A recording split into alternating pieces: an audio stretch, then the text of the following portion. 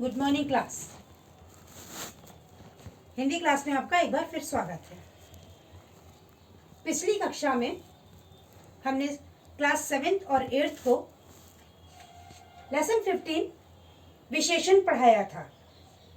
Lesson 15 विशेषण में हमने आपको बताया था कि जो शब्द संज्ञा और सर्वनाम की विशेषता बताते हैं, और उसमें हमने आपको संज्ञा और सर्वनाम की परिभाषाएं भी बताई थी और उदाहरण सहित समझाया था।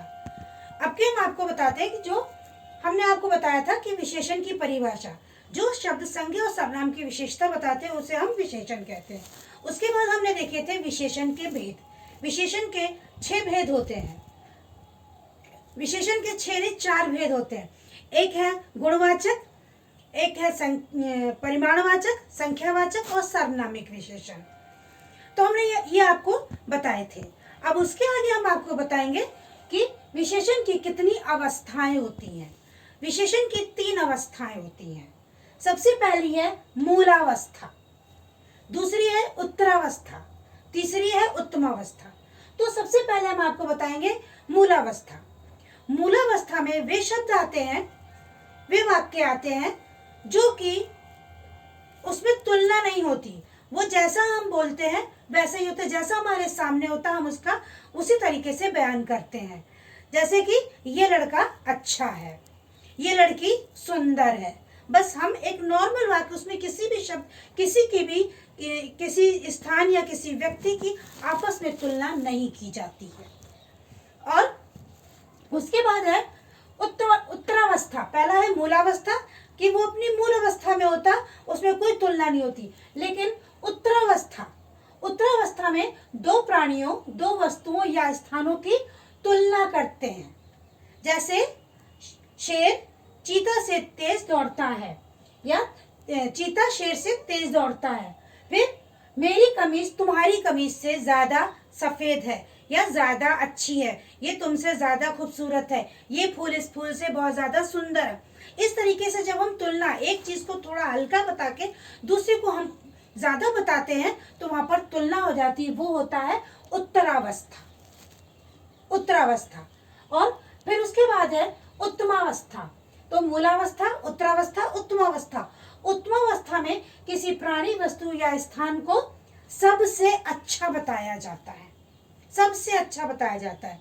जैसे हम कहते हैं सचिन तेंदुलकर सर्वश्रेष्ठ खिलाड़ी है, यानी सबसे अच्छा है, उसके आगे कोई नहीं है। दूसरा है चीता सबसे तेज दौड़ता है। तो यहाँ पर हम ये बता रहे हैं कि ये इसके आगे कोई नहीं है, ये सबसे तेज है, सबसे श्रेष्ठ है। तो मूलावस्था में व्यक्ति मूल अवस्था में होता है, जैसा है वैसा ही है। उत्तरावस्था में हम तुलना करते हैं, 2 चीजों की, 2 स्थानों की, 2 व्यक्तियों की तुलना करते हैं कि ये इससे अच्छा है। और उत्तमावस्था में हम उस एक ही चीज को ये बताते हैं कि ये सबसे श्रेष्ठ है। ठीक है। फिर है विशेषण शब्दों की रचना। विशेषण शब्दों की रचना भी हम 4 प्रकार से करते हैं। नंबर पहला है संज्ञा के अनुसार, संज्ञा से करते हैं, फिर सर्वनाम से करते हैं, फिर धातु और क्रिया शब्दों से करते हैं, और उसके बाद करते हैं अव्यय से। संज्ञा में जैसे हमारे शब्द हैं आर्थिक, अर्थ का होता है आर्थिक। संज्ञा शब्दों से जब हम विशेषण बनाते हैं, अर्थ शब्द का हम जब विशेषण बनाएंगे वो हो जाएगा आर्थिक। गुलाब का गुलाबी, धन का धनवान, और रंग का रंगीला। उसके बाद आपका आता है सर्वनाम। सर्वनाम शब्दों से विशेषण बनाना। सर्वनाम शब्द यह, जैसे यह का सर्वनाम विशेषण बनेगा ऐसा। फिर मैं, मुझसा, आप, आपसी या आपसा, कौन, कैसा।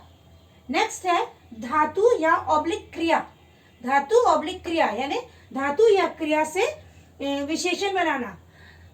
धातु शब्द है पठ, इसका विशेषण बनेगा पठित। लिख, लिखित, लिख, लिखित। चल, चालित, चलित, और पथ का पतित।